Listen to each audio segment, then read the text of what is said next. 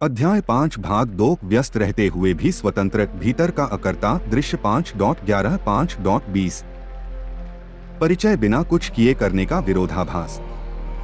दृश्य युद्धभूमि में तनाव बना रहता है, लेकिन कृष्ण अब अर्जुन की आंखें स्वतंत्रता के मूल में निहित एक विरोधाभास से परिचित कराते हैं। योद्धा को कर्म करना चाहिए, राजा को शासन करना चाहिए, माता पिता को पालन पोषण करना चाहिए, किसान को खेती करनी चाहिए, विद्यार्थी को सीखना चाहिए। जीवन कर्म से बना है। फिर भी बुद्धिमान कर्म करते हुए भी स्वतंत्र रहते हैं। कैसे? यह समझकर कि आत्मा कभी कर्म नहीं करती। शरीर गति करता है, इंद्रियां व्यस्त रहती हैं, मन विचार करता है, लेकिन आत्मा साक्षी रहती है। योगी इस सत्य को जानता है और इसलिए बंधन मुक्त होकर कर्म करता है। तब प्राचीन दुनिया में ये क्रांतिकारी था। अधिकांश लोग मानते थे कि कर्म उन्हें कर्म से बांधता है। पुरोहित कर्मों को शुद्ध करने के लिए अनुष्ठानों की बात करते थे। तपस्वी कर्म से पूरी तरह बचने के लिए जंगलों में चले जाते थे।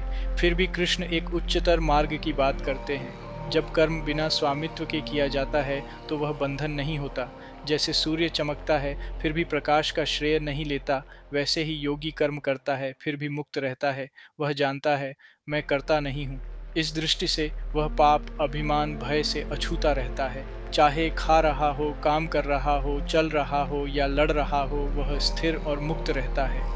यह ज्ञान स्वाभाविक रूप से समदृष्टि की ओर ले जाता है। एक बार जब आप स्वयं को अकर्ता के रूप में देखते हैं तो आप दूसरों को भी उसी दृष्टि से देखने लगते हैं। ऊंच नीच, मित्र शत्रु, विद्वान श्रमिक के भेद मिटने लगते हैं। सभी आत्मा में समान दिखाई देते हैं, एक ही ईश्वर की चिंगारी के रूप में। इस प्रकार कर्म के भीतर की स्वतंत्रता दृष्टि के भीतर करुणा में खुल जाती है। अब यह विरोधाभास आधुनिक जीवन के लिए बेहद प्रासंगिक है। हम अथक व्यस्तता के युग में जी रहे हैं। काम का ढेर लग जाता है, जिम्मेदारियां भारी पड़ती हैं और हम लगातार खुद को परिणामों से मापते हैं। स्वामित्व की चिंता हमें कुतरती है। मुझे सफल होना है, मुझे काम करना है, मुझे पहचाना जाना है। इसका परिणाम तनाव, थकान और असफलता का डर है। कृष्ण इसका उपाय बताते हैं। पूरी तरह से करो, हल्केपन से अपने कर्तव्यों में पूरी तरह से लग जाओ, लेकिन खुद को एक साधन के रूप में देखो, स्वामी के रूप में नहीं। अहंकार के कम होने पर काम बेहतर तरीके से आगे बढ़ता है। असफलता का डर कम होने पर रचनात्मकता बढ़ती है।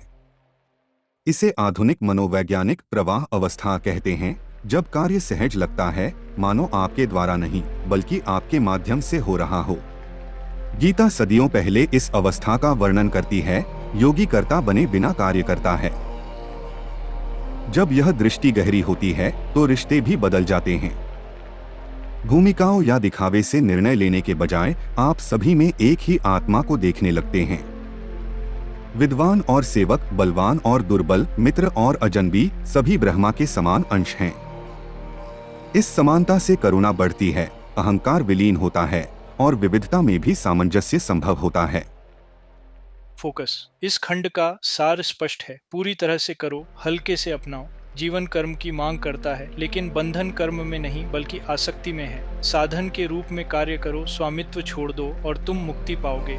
उस स्वतंत्रता से दृष्टि की समता उत्पन्न होती है। सब में एक को और सब में एक को देखने की क्षमता। दृश्य 5.11 योगी बिना दाग के काम करता है। दृश्य कृष्ण कहते हैं, योगी आसक्ति को त्याग कर आत्मशुद्धि के लिए शरीर, मन, बुद्धि और इंद्रियों से कर्म करता है। तब कृष्ण विधि बताते हैं। योगी कर्म से नहीं बचता। वह शरीर, मन, बुद्धि, इंद्रियों सभी शक्तियों से कर्म करता है, लेकिन बिना किसी आसक्ति के। उसका उद्देश्य शुद्धि है, परिग्रह नहीं। अहंकार से मुक्त होने पर कर्म शुद्धि का साधन बन जाता है। जैसे नदियां बहकर शुद्ध करती हैं, वैसे ही योगी कर्म करके शुद्धि करता है। अर्जुन के लिए इसका अर्थ है कि यदि वह अहंकार के बिना लड़ा जाए तो उसका युद्ध भ्रष्ट नहीं है। यह समर्पण भाव से किया जाए तो शुद्धि हो सकती है। अब यह हमसे सीधे बात करता है। हम में से कई लोग काम को बोझ समझते हैं, लेकिन कृष्ण इसे उलट देते हैं। अगर अहंकार के बिना किया जाए तो काम शुद्धि प्रदान कर सकता है। एक माता पिता जो बच्चों की प्रेम से देखभाल करता है, एक डॉक्टर जो बिना अभिमान के उपचार करता है, एक विद्यार्थी जो ईमानदारी से सीखता है, ये सभी योगी हैं जब वे बिना आसक्ति के कार्य करते हैं। यह कर्म से बचने के बारे में नहीं है, बल्कि आत्मा को एकाकार करने के बारे में है। एक ही कार्य एक व्यक्ति को बांध सकता है और दूसरे को मुक्त कर सकता है, यह उसके उद्देश्य पर निर्भर करता है। फोकस, कर्म को स्वयं को शुद्ध करने दें। शरीर, मन और इंद्रियों से कर्म करें, लेकिन आसक्ति त्याग दें, तब कर्म ही योग बन जाता है। दृश्य 5.12 परिणामों के त्याग में शांति। दृश्य कृष्ण सिखाते हैं, जो योग से युक्त है, जिसने फल की आसक्ति त्याग दी है, वह शांति प्राप्त करता है। जो फल में आसक्त है, कामना से प्रेरित है, वह बद्ध है। तब अर्जुन को स्पष्ट रूप से बताया गया है, शांति कर्म को रोकने से नहीं, बल्कि आसक्ति को छोड़ने से मिलती है। जो साधक बिना किसी लालसा के कर्म करता है, वह शांति में विश्राम करता है। जो फल की कामना से कर्म करता है, वह अशांत रहता है। कामना चिंता को जन्म देती है और चिंता बंधन में डाल देती है। इस दर्शन में अर्जुन का पाप और असफलता का भय समाप्त हो जाता है। यदि वह फल की कामना के बिना युद्ध करता है, तो वह मुक्त रहता है। अब यह ज्ञान आधुनिक तनाव के मूल में सीधे बात करता है। ज्यादातर चिंता परिणामों, ग्रेड, पदोन्नति, पहचान, पसंद और परिणामों के प्रति अतिआसक्ति से उत्पन्न होती है। जब हम केवल परिणाम के लिए काम करते हैं, तो शांति लुप्त हो जाती है। जब हम समर्पण भाव से काम करते हैं, तो शांति स्वाभाविक रूप से प्रवाहित होती है। विडंबना यह है कि बिना चिंता के किया गया काम अक्सर ज्यादा सफल होता है। अनासक्ति आलस्य नहीं है, यह स्पष्टता है। फोकस, परिणामों के प्रति आसक्ति त्यागें, अपना काम ईमानदारी से करें और शांति आपको प्राप्त होगी। इच्छाएं बांधती हैं, विरक्ति मुक्त करती है। दृश्य 5.13 द्वारों वाले शहर का राजा। दृश्य कृष्ण घोषणा करते हैं, देहधारी सभी कर्मों को नियंत्रित और त्याग कर 9 द्वारों वाले शहर में सुखपूर्वक निवास करता है, न तो कार्य करता है और न ही कार्य करने का कारण बनता है। तब कृष्ण एक शक्तिशाली रूपक प्रस्तुत करते हैं। शरीर 9 द्वारों वाला एक नगर है। 2 आँखें, 2 कान, 2 नासिका, मुख, गुदा और जननेंद्रिय। आत्मा राजा के रूप में भीतर निवास करती है। फिर भी राजा प्रत्यक्ष रूप से कार्य नहीं करता। नगर चलता है, इंद्रियां काम करती हैं, शरीर गति करता है, लेकिन आत्मा साक्षी बनी रहती है। योगी इस सत्य को जानता है और सुखपूर्वक विश्राम करता है। वह स्वयं को द्वारों से भ्रमित नहीं करता। नगर के क्रियाकलापों से गुलजार रहने पर भी वह मुक्त रहता है। अर्जुन के लिए यह दर्शन भय को दूर कर देता है। उसका शरीर युद्ध कर सकता है, लेकिन आत्मा अछूती रहती है। अब यह छवि कालातीत है। हम भी 9 द्वारों वाले नगरों में रहते हैं। हमारे शरीर क्रिया करते हैं, लेकिन हमारा सार साक्षी है। जब हम शरीर को आत्मा समझ लेते हैं, तो हम अभिमान, अपराध बोध और भय से बंध जाते हैं। जब हम स्वयं को साक्षी के रूप में देखते हैं, तो हम हल्केपन से जीते हैं। काम, रिश्ते, संघर्ष ये सब चलते रहते हैं, लेकिन आत्मा शुद्ध रहती है। यह सत्य चिंता को दूर करता है, क्योंकि यह दर्शाता है कि हमारा सार कभी भी बाहरी घटनाओं से कलंकित नहीं होता। फोकस, स्वयं को 9 द्वारों वाले नगर में राजा के रूप में देखें। शरीर क्रिया करता है, इंद्रियां गति करती हैं, लेकिन आत्मा स्वतंत्र रहती है। दृश्य 5.14 परमेश्वर बंधन नहीं बनाता। दृश्य कृष्ण समझाते हैं, भगवान संसार के लिए न तो कोई साधन बनाते हैं, न कर्म, न ही फल के साथ एकता। केवल प्रकृति ही कर्म करती है। तब अर्जुन एक मौलिक सत्य सुनता है। ईश्वर किसी को कर्म करने के लिए बाध्य नहीं करते, न ही उन्हें परिणामों से बांधते हैं। कर्म प्रकृति के गुणों से उत्पन्न होता है। ईश्वर साक्षी है, संचालक नहीं। बंधन तब होता है जब अहंकार मिथ्या स्वामित्व का दावा करता है, मैं करता हूँ। मुक्ति तब होती है जब व्यक्ति सत्य को देखता है। प्रकृति कर्म करती है, आत्मा देखती है। अर्जुन के लिए इसका अर्थ है कि वह न तो नियति की कठपुतली है और न ही दोषी पापी। वह प्रकृति का यंत्र है और उसकी मुक्ति अहंकार के समर्पण में निहित है। अब यह श्लोक भाग्यवाद और पीड़ित होने के विरुद्ध बोलता है। आज बहुत से लोग भाग्य को दोष देते हैं, कुछ ईश्वर को और कुछ समाज को। कृष्ण स्पष्टता से उत्तरदायित्व की शिक्षा देते हैं। प्रकृति गुणों के अनुसार कार्य करती है और अहंकार स्वयं को चिपकाकर बांध लेता है। ईश्वर न तो दबाव डाल रहा है, न ही दंड। चुनाव जागरूकता में निहित है। इसे पहचानें और आप बिना किसी अपराध बोध या अभिमान के स्वतंत्र रूप से कार्य कर सकते हैं। फोकस, ईश्वर या भाग्य को दोष न दें। प्रकृति कार्य करती है, आत्मा साक्षी है। अहंकार का कर्तापन त्याग दें और बंधन विलीन हो जाएगा। दृश्य 5.15 अज्ञान बुद्धि को ढक लेता है। दृश्य कृष्ण आगे कहते हैं, भगवान न तो किसी का पाप लेते हैं और न ही किसी का पुण्य। बुद्धि अज्ञान से ढकी हुई है, इसी से प्राणी मोहित होते हैं। तब इससे तस्वीर पूरी हो जाती है। ईश्वर किसी बही खातेदार की तरह पाप और पुण्य का हिसाब नहीं रखते। अज्ञान ही लोगों को अंधा बनाता है और बंधन पैदा करता है। जब ज्ञान पर पर्दा पड़ जाता है तो लोग स्वार्थी होकर काम करते हैं और अपने मोह का फल भोगते हैं। जब अज्ञान दूर होता है तो ज्ञान चमकता है और कर्म मुक्त हो जाता है। अर्जुन के लिए इसका अर्थ है कि युद्ध में पाप का उसका भय निराधार है। यदि वह स्पष्टता से अज्ञानता के बिना कर्म करता है तो उसका कर्म पाप नहीं है। पाप अज्ञान से संबंधित है, धर्म से नहीं। अब यह शिक्षा हमें ईश्वरीय न्याय की विकृत छवियों से मुक्त करती है। ईश्वर कर्मों का लेखा जोखा नहीं रखता। बंधन हमारे अज्ञान से उत्पन्न होते हैं और मुक्ति हमारी स्पष्टता से। जब हम जागृत होते हैं तो हम देखते हैं कि आत्मा कभी कलंकित नहीं होती। आधुनिक जीवन भी भ्रम से भरा है। लोग विनाशकारी कार्य करते हैं, इसलिए नहीं कि वे बुरे हैं, बल्कि इसलिए कि अज्ञानता दृष्टि को धुंधला कर देती है। शिक्षा, मार्गदर्शन, चिंतन और ज्ञान इस पर्दा को उठाने के साधन हैं।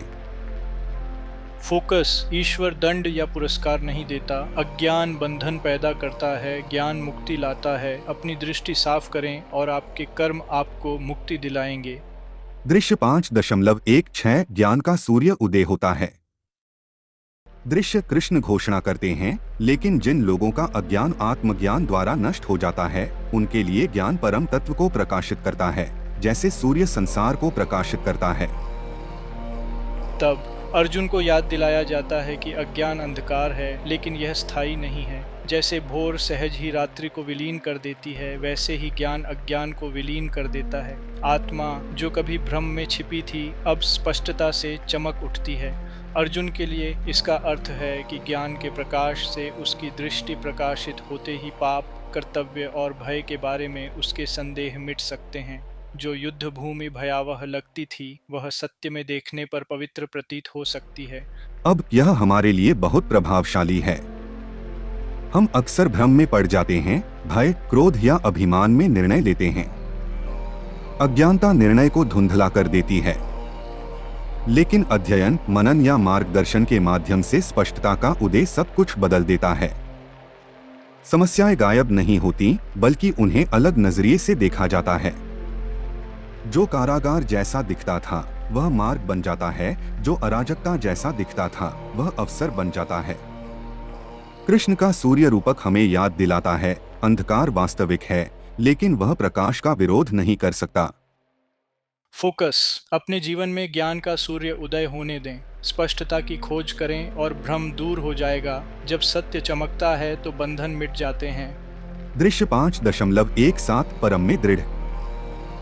दृश्य कृष्ण आगे कहते हैं, उनके मन उसमें लीन हो जाते हैं, उनकी आत्माएं उसमें स्थापित हो जाती हैं, उनकी शरण में जाते हैं, ज्ञान से शुद्ध हो जाते हैं, वे उस लक्ष्य तक पहुंच जाते हैं जहां से कोई वापसी नहीं होती है। तब मुक्त योगी का चित्र बनता है। उसका मन, हृदय और शरण सब परमात्मा में स्थिर हो जाते हैं। ज्ञान उसे पूर्णतः शुद्ध कर देता है। वह जन्म मृत्यु के चक्र में नहीं भटकता। वह उस शाश्वत अवस्था को प्राप्त कर लेता है जहां से वापस लौटना संभव नहीं है। अर्जुन के लिए यह आश्वासन है कि मोक्ष का मार्ग स्थिर एकाग्रता है, न कि बाह्य पलायन। युद्ध भूमि केवल अस्थायी है, कृष्ण के साथ उसका मिलन शाश्वत है। अब यह आज के साधकों से बात करता है। हमारा मन हजारों दिशाओं में बिखर जाता है, काम, परिवार, इच्छाएं, भय। कोई आश्चर्य नहीं कि शांति दुर्लभ है। कृष्ण एकाग्रता सिखाते हैं। मन, हृदय और ईश्वर में शरणागति को स्थिर करें और स्पष्टता आ जाएगी। इसका अर्थ कर्तव्यों की उपेक्षा करना नहीं है। इसका अर्थ है उन्हें उच्चतर उद्देश्य में स्थिर करना। जो ऐसा करता है वह उस शांति की ओर निरंतर बढ़ता है जिसे पूर्ववत नहीं किया जा सकता। फोकस अपने मन, हृदय और शरण को ईश्वर में स्थिर करें। ज्ञान से शुद्ध होकर आप उस स्वतंत्रता की ओर बढ़ते हैं जो कभी लुप्त नहीं होती। दृश्य 5.18 दृष्टि की समानता। दृश्य कृष्ण कहते हैं, बुद्धिमान व्यक्ति विद्वान और विनम्र ब्राह्मण, गाय, हाथी, कुत्ते और यहाँ तक कि बहिष्कृत व्यक्ति को भी समान दृष्टि से देखता है। तब यहाँ कृष्ण गीता के सबसे मौलिक सत्यों में से एक को प्रकट करते हैं। मुक्त योगी सभी प्राणियों को संभव से देखता है। उसकी दृष्टि में सामाजिक विभाजन, प्रजाति भेद और पदानुक्रम विलीन हो जाते हैं। वह विद्वान और श्रमिक, कुलीन और अछूत, मनुष्य और पशु में एक ही आत्मा को प्रकाशित होते देखता है। अर्जुन के लिए यह मित्र और शत्रु के प्रति उसकी चिंता को विलीन कर देता है। युद्ध तो जारी है, लेकिन उसकी दृष्टि समतापूर्ण घृणा से मुक्त हो सकती है। वह दृढ़ता से कार्य कर सकता है, लेकिन बिना किसी शत्रुता के। अब यह पाठ हमारे समय के लिए क्रांतिकारी है। पूर्वाग्रह, भेदभाव और अहंकार आज भी समाजों को विभाजित करते हैं। लोग जाति, वर्ग, धन या पद के आधार पर निर्णय लेते हैं। कृष्ण का ज्ञान एक गहन दृष्टि की मांग करता है। सभी में एक ही दिव्य तत्व को देखें। इससे भूमिका के भेद नहीं मिटते, बल्कि अहंकार और तिरस्कार मिट जाता है। इस दृष्टि से करुणा बढ़ती है और संघर्ष का विष समाप्त हो जाता है। फोकस सब में एक को देखो। विद्वान हो या सेवक, अमीर हो या गरीब, मनुष्य हो या पशु, सब एक ही आत्मा को पहचानो। दृष्टि की समता ही ज्ञान का प्रतीक है। दृश्य 5.19 इस जीवन में भी आजाद। दृश्य कृष्ण समझाते हैं, यहाँ इसी जीवन में जिनका मन समता में स्थिर है, वे संसार पर विजय प्राप्त कर लेते हैं। परब्रह्म दोष रहित और सम है और वे उसी में स्थित हैं।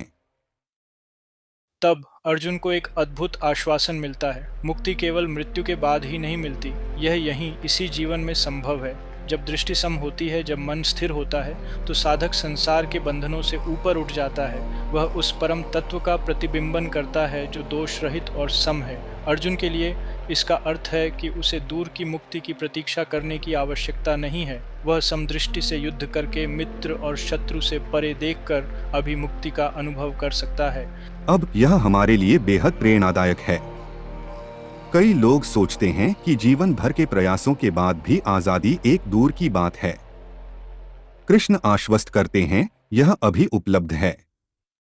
जब आपका मन समता में स्थिर हो जाता है, तो आप पहले से ही मुक्त जीवन जीते हैं।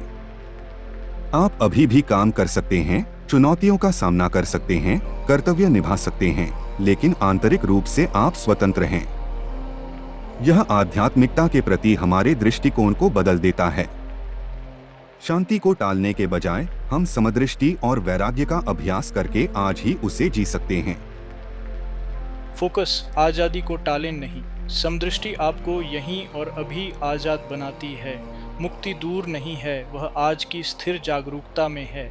दृश्य 5.20 द्वैत के बीच अडिग। दृश्य कृष्ण इस खंड का समापन करते हैं, ब्रह्मा में स्थित, ज्ञान में स्थिर, मोह से अविचलित मनुष्य न तो लाभ में प्रसन्न होता है और न ही हानि में शोक करता है।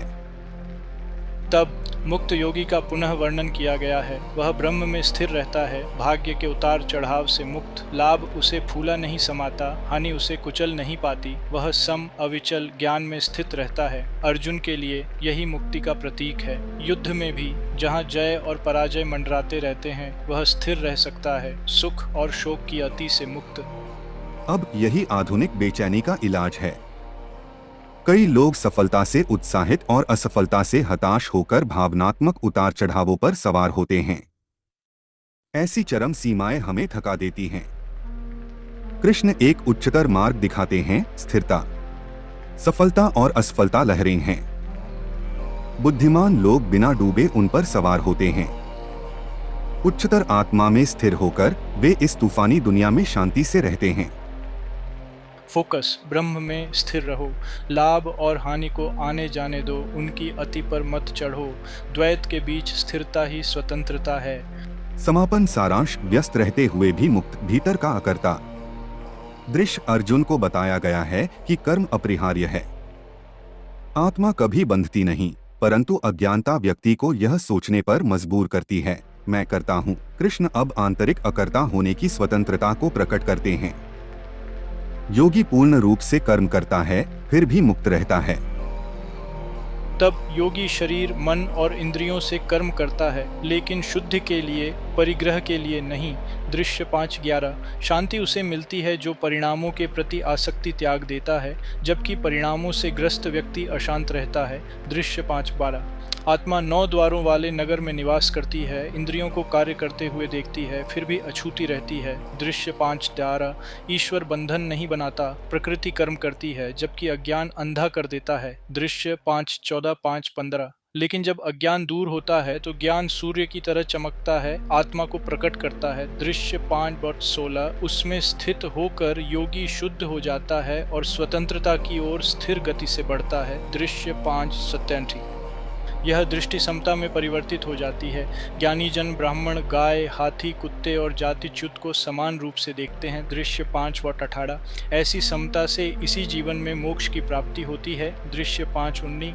ब्रह्म में स्थित होकर योगी न तो लाभ में हर्षित होता है और न ही हानि में निराश, वह द्वंद्वों के बीच स्थिर रहता है। दृश्य 5:20। अर्जुन के लिए इसका अर्थ है कि वह बिना किसी बंधन के अपना युद्ध लड़ सकता है। कर्म तो रहता है पर अहंकार नहीं, कर्तव्य तो रहता है पर आसक्ति नहीं। अब यह शिक्षा हमारे लिए अत्यंत आवश्यक है।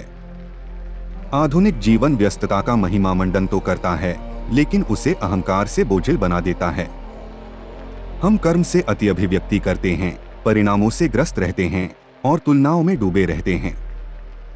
कृष्ण उच्चतर मार्ग दिखाते हैं। पूरी लगन से काम करो, लेकिन स्वामित्व छोड़ दो। संसार में जियो, लेकिन अछूते रहो। यह दृष्टि कर्म में प्रवाह और रिश्तों में समानता पैदा करती है। आप सभी में एक ही सार देखना शुरू कर देते हैं, पूर्वाग्रह और अहंकार को दूर कर देते हैं। आप सफलता और असफलता को शांति से स्वीकार करते हैं, इसलिए नहीं कि आप कम करते हैं, बल्कि इसलिए कि आप कम आसक्त होते हैं। आजादी कहीं और नहीं है, यह यही है उन्हीं कर्मों में जो आप पहले से ही कर रहे हैं, जहां आप यह कहना बंद कर देते हैं कि मैं करता हूं। फोकस। इस खंड का सार सरल होते हुए भी गहन है। पूरी तरह से करो, हल्केपन से अपनाओ, स्पष्टता से अहंकार रहित होकर कार्य करो, सब में एक को देखो, द्वैत में स्थिर रहो। व्यस्त रहते हुए यही स्वतंत्रता है, आंतरिक अकर्ता होने की कला।